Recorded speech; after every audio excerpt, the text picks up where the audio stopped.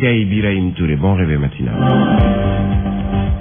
Les titres de cette édition: la pluie continue de faire des dégâts au Sénégal. Hier, de fortes précipitations ont été enregistrées à Kotiari, c'est dans la région de Tambacounda. Le pont qui relie la commune au reste de la région s'est effondré, empêchant toute circulation.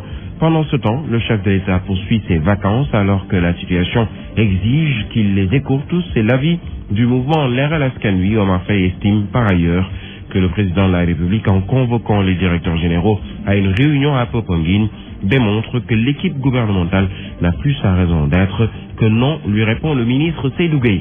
La mer a agité ces derniers jours après les explications techniques de la météo. Focus sur les révélations mystiques ou mythiques des fils de la mer.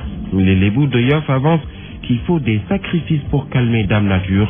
Reportage dans ce journal à suivre, la page des sports, comme tous les matins avec Lamine Gueye, la revue de la presse de Pabès Diba en fin d'édition. Bienvenue à toutes et à tous. Bienvenue. La pluie a fait d'énormes dégâts hier à Kotiari, à 27 km de Tambacounda. Un pont s'est effondré sur la route nationale numéro 1, occasionnant ainsi la perturbation du trafic routier entre le Sénégal et le Mali. À l'entrée du pont, plusieurs véhicules sont bloqués par les eaux. C'est ce que nous dit notre correspondant sur place, Mohamedou Sow. Les fortes pluies tombées ces 48 heures à Tambacounda ont fait effondrer le pont de Kotiari. C'est à 27 km de la ville. C'est la première fois de son histoire que Kotiari enregistre 124,5 mm d'eau. Et bonjour les dégâts. La situation est très grave car le pont affaissé est sur la route nationale numéro 1 qui va à Bamako. Depuis ce mardi matin, plus de 100 camions sont stationnés d'un côté à l'autre du pont. D'autres dégâts sont aussi notés à Kotiari même. Le maire Ablaye Kanté. C'est arrivé hier soir, parce qu'à partir de 22h jusqu'à 9h, 10h du matin, il n'a fait que pleuvoir. Des dégâts, de gros dégâts d'ailleurs. Pour preuve, vous voyez, nous sommes sur le pont là, le pont à la chaîne n'a pas tenu. C'est dû à ces eaux-là. Nos routes sont impraticables dans la ville. Même à vélo, on ne peut pas circuler. Alors c'est une catastrophe. Des bâtiments sont effondrés, les routes sont coupées, le bétail. Nous déplorons au niveau de Bamfara Gourel 9 têtes de vache, 7 ânes portés par les eaux. Sur place, personne n'a la solution. Le maire en appelle alors au soutien étatique car, dit-il, ce problème dépasse ma commune. Selon lui, seul le génie militaire peut décanter la situation. En attendant, le trafic routier est interrompu entre le Mali et le Sénégal. Tamba Mohamedou Sow, Zik FM. Mohamedou Sow, aussi les services de la météo expliquent de manière technique la situation de la mer ces derniers jours. Les Lébous, une communauté traditionnelle habituée au grand bleu, donnent également leur version. Ils estiment que ce phénomène n'est pas une première. À Yoff, par exemple, la communauté Lébou fait souvent des sacrifices pour honorer le génie protecteur afin d'éviter les catastrophes naturelles. Voyons ceci dans ce reportage de Goronaglo. À la place de Yoff, des pirogues à quai par-ci et par-là, des tentes réservées aux âgés. Ici, la mer houleuse fait l'ordre du jour. C'est les Lébous habitués du Grand Bleu tentent d'expliquer ce phénomène. Il y a le cycle hivernal, ça reflète du côté de Saint-Louis à Yoff. Bon, la mer est beaucoup plus calme. Mais du côté Cap Manuel jusqu'à Ziguinchor, la mer est beaucoup plus houleuse en période hivernale. Ce qu'ils vivent en période hivernale, nous, on la vit en hiver. Si l'on en croit ces Lébous, des sacrifices sont souvent pratiqués pour honorer les génies protecteurs. On a un génie protecteur qui s'appelle Mamdiaré. Chaque année, on perpétue à la tradition. On fait des sacrifices. Mais sa concession aussi à ces génies protecteurs. Les lundis et les jeudis, si vous passez à la mer, on fait nos sacrifices. Des maisons entièrement ravagées par la mer à Yarar, des familles sans abri, ces Lébous invitent les autorités à assister les victimes. Et puis pendant que les populations souffrent, le président poursuit ses vacances, lui et son gouvernement. Il devrait les écourter, c'est en tout cas l'avis de Omar Faye, le leader de Leral Askan Wi, parle également de cette rencontre entre le président de la République et ses directeurs généraux. Selon lui, en convoquant les directeurs généraux de Société nationale à Popenguine, Macky Sall donne la preuve que l'équipe gouvernementale n'a plus sa raison d'être. Il est au micro de Simon Faye. Macky Sall doit quitter Popenguine parce qu'actuellement les Sénégalais sont associés. Un pays inondé, agressé, électrocuté assoiffé. Il préfère rester à Popenguine. Vous imaginez, avec ses ministres. Dans tous les pays où il y a eu vacances des ministres, parce que là-bas, il n'y a pas d'inondation, il n'y a pas de moustiques, il n'y a pas de problème de crise économique, ni rien du tout. Mais un pays comme le Sénégal, comment le président et ses ministres peuvent rester autant de temps sans réagir par rapport à la situation du pays? C'est catastrophique ce qui se passe actuellement. D'ailleurs, s'il réunit ces directeurs à Popenguine, ça veut dire qu'il faut dissoudre le gouvernement. Ça n'a plus de sens de laisser ce gouvernement-là. Vraiment, c'est catastrophique ce qui se passe dans ce pays. Ils ne savent même pas ce qu'ils doivent faire dans ce pays. C'est fini, ce régime-là. C'est un régime finissant. Et puis, sur cette dernière question, à savoir la rencontre entre le chef de l'État et certains des directeurs généraux de sociétés de la place, le ministre Seydou Gueye explique que le fait non pas que le président n'a pas voulu y associer ses ministres, mais le chef de l'État a voulu rencontrer la technostructure de l'État et discuter de sujets d'actualité avec eux. Seydou Gueye, il est au micro de Salif Kebessaro. Il s'agissait d'une rencontre entre le président de la République et la technostructure. Et le président l'a indiqué qu'il s'agissait d'une rencontre principalement articulée autour des problématiques de financement de notre économie dans le contexte du PSE. Puisque vous le savez, le PSE c'est du volontarisme politique et économique, mais c'est également de la discipline budgétaire. C'est à cette occasion, c'est pour cette raison d'ailleurs, que le principal acteur qui était convié au niveau des ministres, c'était le ministre de l'économie et des finances, avec l'ensemble de ses directions. L'objectif qui était indiqué par le chef de l'État à l'occasion de cette séance de travail, c'était de passer en revue la gouvernance de l'État et le pilotage des projets prioritaires du PSE. Et puis nous parlons toujours de politique avec l'emprisonnement de Karim Wade qui est jugé arbitraire selon les libéraux de Djaraï. Selon eux, si leur candidat à la présidentielle de 2017 est en détention, c'est seulement du fait de Macky Sall. À cet effet, les responsables PDS Djaraï comptent durcir le combat en manifestant et en poursuivant partout dans le monde le candidat de l'APR afin que ce dernier ordonne la libération de Karim Wade. Madame Ndiaye, coordonnateur du PDS à Djaraï, nous l'explique avec Idrissa Diène. Karim Wade a été condamné par la justice, mais plutôt par un régime politique, un régime dictatorial, un régime qui interdit des principes fondamentaux tels que la liberté d'expression. Aujourd'hui au Sénégal, personne ne peut penser. On ne peut pas concevoir que Macky Sall nous dise qu'il va interdire de manière implicite notre candidat qui est Karim Wade à se présenter à l'élection présidentielle de 2007. Nous lui disons en tout cas que si il persiste à maintenir notre candidat en prison, Macky Sall, en tant que candidat de la coalition Benno Bokk Yakaar ou de l'APR, n'aura pas ce qu'il voudra. Nous allons lui barrer la route. Nous ne pouvons pas laisser Macky Sall sur le terrain mener convenablement sa campagne. Partout où il va, à l'intérieur du pays, qu'à l'étranger, il trouvera des jeunes du PDS. Si Macky Sall persiste à maintenir notre candidat en prison, lui-même ne votera pas. Cap sur Simbandi Balante, c'est dans la région de Sédhiou, avec un lycée dont les salles sont en ruine et ont déjà tué un charpentier, des routes inexistantes et un accès à l'eau potable difficile. La commune de Simbandi Balante souffre d'un manque criant d'infrastructures. Le renforcement de l'appui de l'État aux collectivités locales est exigé par l'édile de cette commune rurale pour soulager ses populations. Correspondance Ibrahim Diallo. Traversée par la route nationale numéro 6, la commune de Simbandi Balante dans le département de Goudomp souffre d'un manque criant d'infrastructures. Les 24 000 habitants qui y vivent ne disposent pas encore de forage, a indiqué Mfamara Kalber Mané, maire de cette commune. Le forage aujourd'hui de Simbandi est devenu capitale. Le village de Simbandi seulement fait 3150 habitants. La commune fait une population de 24 410 habitants. Aujourd'hui, il n'y a aucun forage dans cette collectivité locale. Au lycée, les salles de classe sont presque toutes à terre. Celles qui sont debout menacent ruine avec des murs fendillés du toit au sol. Le lycée de Simbandi est tombé tout récemment. Le menuisier qui était monté dessus, il est tombé, il est décédé. Donc le bâtiment est complètement en ruine. Et je me demande à l'ouverture, qu'est-ce qui va se passer pour ce lycée-là? Polarisant 41 villages avec certains situés sur la frontière avec la Guinée-Bissau, la commune de Simbandi Balante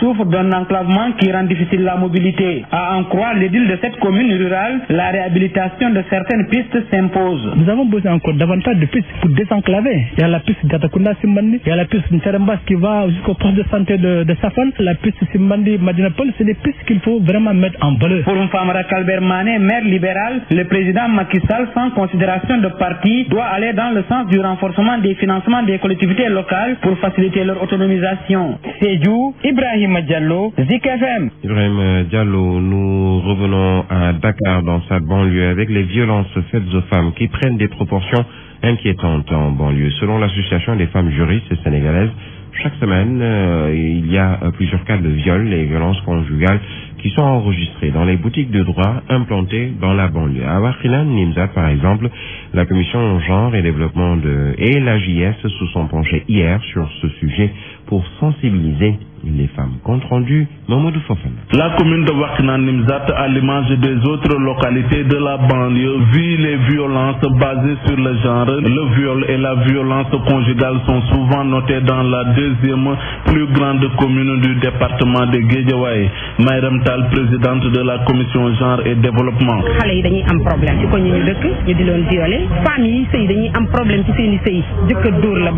Les violences basées sur le genre ont pris aujourd'hui de l'ampleur en banlieue qui inquiète pratiquement plus d'un. On a une boutique de droit au niveau de Pikine et on s'est rendu compte qu'il ne se passe pas une semaine sans qu'il y ait des justiciables qui viennent demander de l'aide. Soit parce qu'elles sont victimes de viols, elles sont victimes de violences économiques, de refus d'entretien ou de coups et blessures. D'où la nécessité de faire dans la sensibilisation, surtout que l'irresponsabilité des époux ou de certaines personnes même est à la base de ces violences notées dans les foyers, selon l'association des juristes sénégalaises. Si au sein d'un ménage, les hommes sont réduits à battre leur épouse, s'ils sont réduits à ne pas contribuer aux charges du ménage, c'est que quelque part, ils ne connaissent pas leur rôle en tant que père de famille. La municipalité de Wakhinane Nimzat et l'association des juristes sénégalaises se sont ainsi donné la main pour, disent-elles, lutter contre les violences sous toutes ses formes basées sur le genre. Guédiawaye, Mamadou Fofana, Zik FM. Mamadou Fofana, en marge de cette séance de causerie, la représentante de l'association des femmes juristes a révélé que les femmes mariées sont les plus touchées par le virus du sida. Ceci, à en croire, Soukaina Ndao, est dû d'abord et surtout à l'infidélité de certains maris. Soukaina Ndao est au micro de Mamadou Fofana. Dans le couple, ils font non seulement de l'amour, de l'affection, mais de la fidélité. Parce que nous sommes dans un pays où il y a un taux de prévalence au VIH qui est relativement bas et nous savons que la fidélité n'est pas toujours de mise dans les couples. On sait qu'il y a des hommes mariés qui font des enfants hors mariage. S'ils font des enfants hors mariage, ça veut dire qu'ils ne se sont pas protégés. Et s'ils s'étaient protégés, ils n'auraient pas d'enfants. Et s'ils ne se protègent pas, ils courent le risque d'infecter leurs femmes avec des infections sexuellement transmissibles. Et on sait aujourd'hui, et là c'est vraiment la personne qui travaille dans le domaine du VIH qui parle, on sait aujourd'hui que l'essentiel des nouvelles infections sont chez les femmes dans les couples dits stables. Donc c'est important que les femmes qui sont fidèles, qui restent dans leur ménage, ne soient pas bêtement infectées par des hommes irresponsables, qui vont à droite, à gauche, font des enfants dehors, mais puis ramènent des maladies dans leur famille. Le reste de l'actualité sur Zik FM, des produits pâtissiers et glaciers faits exclusivement à base de produits locaux sénégalais, présentés hier après-midi. Normes selon les standards internationaux. Cette innovation des Marocains contribue à une alimentation saine et va vers la conquête de nouveaux marchés. C'est ce que annonce le ministre du Commerce qui se félicite et promet plus d'accompagnement. À l'UNSAR, il est au micro de Neydi maintenant. À partir des produits locaux, en mesure d'innover et de produire des produits de qualité. Dans un secteur très sensible, la pâtisserie, comme vous le savez, exige des normes sanitaires, mais aussi des normes de qualité. Vous avez vu ici des gâteaux à base de kinkiliba, de capitouba, de tigadégué, donc des produits locaux qui étaient considérés pendant très longtemps comme étant simplement des produits accessoires pour faire la boîte. Donc je crois que l'innovation montre à travers l'action de M. Hussein qu'avec l'innovation, on peut créer de nouveaux produits, mais surtout conquérir de nouveaux marchés. Dans un monde de compétition, où ceux-là qui vont gagner sont ceux-là qui vont innover, qui vont créer, qui vont donner de la qualité et qui vont adresser de nouveaux marchés de nos consommateurs. Dans un monde où le consommateur est de plus en plus exigeant et cherche de la qualité, et donc je crois que c'est vraiment un signe d'encouragement. Je voulais féliciter très chaleureusement M. Hussein pour cette très belle initiative et lui assurer notre soutien et notre accompagnement. Je l'ai parlé tout à l'heure de la journée nationale que nous voulons consacrer à la gastronomie cette année, en 2015. Je l'ai dit, ce fera partie de ce dispositif qui nous permettra de valoriser le consommé sénégalais à travers des actions comme celle-ci. Les principaux lieux de culte de Djidé-Tcharekao dans la banlieue de Dakar sont désormais épargnés des coupures d'électricité et des factures trop salées de la Sénélec. La mairie, à travers un programme d'électrification solaire, a puisé 25 millions de francs CFA dans son budget afin d'installer de l'énergie solaire dans les 5 grandes mosquées de la commune. l'église et aussi le cimetière. Le maire chardien invite l'État à développer cette initiative afin que tous les lieux de culte du Sénégal bénéficient de cette énergie solaire. C'est un compte rendu de Nanko Bakayoko. L'électrification solaire concerne les 5 grandes de Djiddah Thiaroye Kao, le cimetière et l'église de cette commune. Un programme de 25 millions de francs CFA entièrement financé par la mairie. Chardien est le maire de Djiddah Thiaroye Kao. C'est une manière pour nous d'aider ces lieux de culte qui croulaient sous le poids des factures très élevées de la Sénélec. Montrer que même quand il y a des coupures d'électricité, comme nous en connaissons aujourd'hui, tous les jours, pendant de longues heures dans la commune de Djiddah Thiaroye Kao, dans toute la banlieue. Pendant ces longues heures de coupure d'électricité, l'énergie continue d'être disponible pour les mosquées. À travers ce geste, la mairie de Djiddah Thiaroye Kao veut montrer la voie. Ainsi, le maire invite ses pairs à s'engager non sans interpeller le ministère du Développement des énergies renouvelables à accompagner toutes les communes à travers des programmes qui seraient financés à travers la coopération internationale, à travers le budget de l'État, pour que toutes les mosquées, tous les lieux de culte au Sénégal puissent bénéficier de l'énergie solaire. C'est cela qui permettra à nos concitoyens de pouvoir faire leur culte dans des conditions de tranquillité suffisantes. Pour rappel, c'est la grande mosquée de Touba Thiaroye qui a abrité la cérémonie d'inauguration de ce programme d'électrification solaire. Nanko Bakayoko Pikine, Zik FM. Actu-Sport.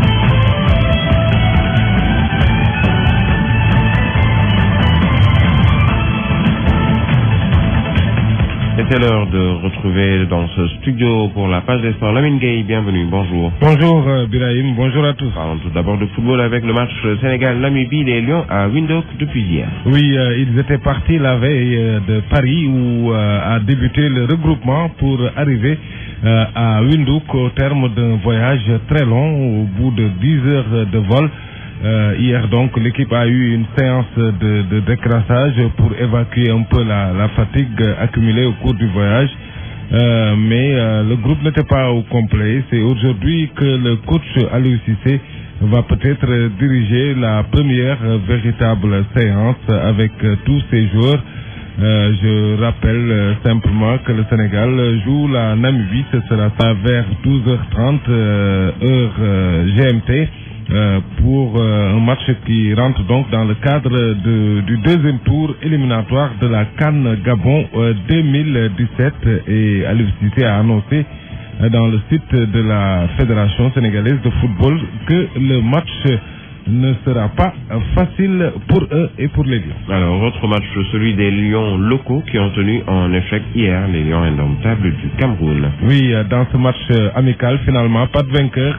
Les deux sélections se sont quittées sur le score d'un but partout. Le Cameroun a ouvert le score sur penalty. Aliouba a remis les pendules à l'heure pour le Sénégal. Un bon match test pour le Cameroun qui jouera dimanche à Banjul face à la Gambie dans le cadre de ces éliminatoires CAN Gabon 2017. Le Sénégal, lui, prépare le dernier tour éliminatoire du CHAN. Ce sera face à la Guinée, une équipe du Sénégal qui a souffert mais qui n'a pas rompu. Moustapha Seck, l'entraîneur, revient sur ce match. Nous avons encore souffert sur le plan physique parce qu'on a rencontré une bonne équipe du Cameroun qui a gardé le ballon, mais par rapport aux consignes qui étaient données, on a fait savoir aux joueurs qu'ils sont des professionnels comme eux. Nous allons jouer sans complexe, mais se préparer à souffrir parce que quoi qu'on puisse dire, sur le plan physique, on est encore très loin de la condition physique maximale qu'un joueur devrait avoir. Mais les deux matchs que nous avons joués contre les Olympiques quand même ont été d'un apport important, considérable. Un match, c'est vrai, même si le résultat est important, mais nous, le plus important c'était aussi par rapport au contenu, parce que quoi qu'on puisse dire, une bonne équipe c'est d'abord une bonne défense. Je pense que comme vous l'avez remarqué, ils ont souffert sur le plan défensif, mais quoi qu'on puisse dire, si vous avez remarqué, la dernière période, on a misé sur la vitesse de deux joueurs, donc il fallait exploiter peut-être la fatigue de l'équipe adverse, mais quoi qu'on puisse dire, sur le plan tactique aussi, ça a été un match d'une très grande importance, parce qu'il y a eu beaucoup de courses de permutation de l'adversaire, mais le plus important c'était aussi de rester en place. Et si vous avez remarqué, durant la première période, la deuxième période, nous n'avons pas été très prolifiques en attaque, ou bien plutôt très efficaces par rapport aux phases offensives. Voilà donc le coach des locaux, Moustapha Seck, qui a fait un match nul contre l'équipe A du Cameroun. Alors l'entraîneur des Lions olympiques veut profiter des Jeux africains pour préparer son CHAN. Oui, en sus de ces Jeux africains de Brazza qui s'ouvrent vendredi, les Olympiques préparent également le CHAN de Dakar et Mbour, qualificatif aux Jeux Olympiques de 2016. Ils sont prêts pour l'échéance la plus proche, c'est-à-dire les Jeux africains. Et c'est leur coach Serine Saloudia qui le dit, tout en peut-être regrettant de n'avoir pas eu assez de matchs amicaux avant l'échéance. Serine Saloudia au micro de Aïcha Kam. C'est au beau-fils. Normalement, on devait partir depuis le 28, donc là, peut-être on va partir demain. Donc je pense que dans l'ensemble, on s'est bien préparé. Et on garde l'objectif qui est d'aller conduire un peu la préparation plus ou moins, parce que l'objectif premier, nous, c'est notre CHAN. On prépare notre CHAN, donc qualificatif aux Jeux Olympiques. C'est ça qui est le plus important pour nous. Maintenant, les gens vont nous permettre un peu, pour certains, de grandir, d'essayer d'avoir aussi une participation très positive qui va nous pousser à avoir un peu plus d'assurance dans notre jeu. Donc ça va nous permettre de rectifier, comme on dit, dans le sens où on voudra aller pour le CHAN. On a été mis dans de très bonnes conditions. Donc je pense que le Sénégal a gagné un pas. Le pas, c'est un peu la construction du centre. Autre chose, c'est un peu les matchs de préparation qu'on devait avoir. Parce que je pense que c'est extrêmement important, même si quand on va jouer des Jeux africains, on doit rencontrer le Ghana, le Nigeria. Donc même si l'objectif aussi, c'est d'avoir une passion honorable, tout en se projetant vers le CHAN qui va arriver, et avoir des matchs amicaux qui allaient nous permettre de tester un peu, de savoir un peu les forces et les faiblesses de notre groupe. Donc là, ce serait mieux. Là, on était obligé de se rabattre un peu sur les locaux, donc ils n'étaient pas trop en jambes. C'est aussi question de formation, de penser ça le hic. Mais néanmoins, on va faire avec les moyens parce qu'on essaie de se concentrer sur nous, de se focaliser, d'éviter nos erreurs qui vont pour avoir une participation très honorable. Voilà, alors Lamine Gueye, peut-être la dernière note de ce journal des sports. Le ministre Seydou Gueye au chevet des sportifs de Gibraltar. En fait, il s'agit d'un appui en matériel aux jeunes de la localité de Gibraltar pour les aider à récupérer le terrain de football dont une partie a été envahie par les eaux de pluie. Le ministre Seydou Gueye, qui s'est appuyé sur le ministère du Renouveau Urbain, compte refaire le même geste en direction des ASC de la Médina qui vivent la même situation. Salif Kébé Sarou.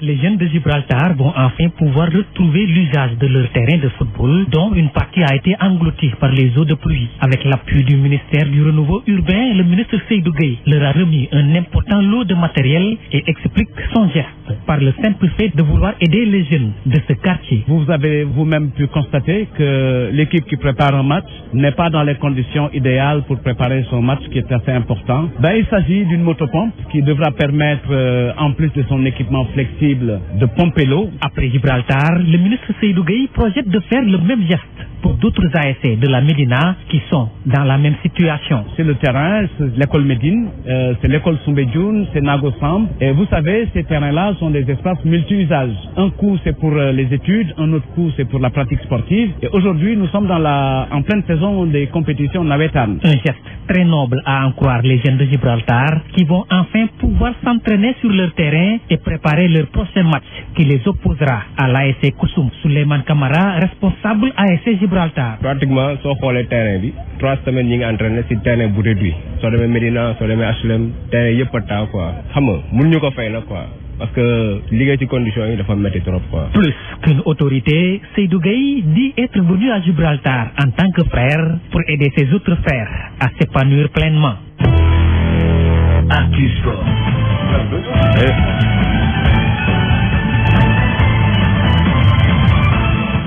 C'est donc tout pour la page des sports. Merci à vous, Lamine Gueye.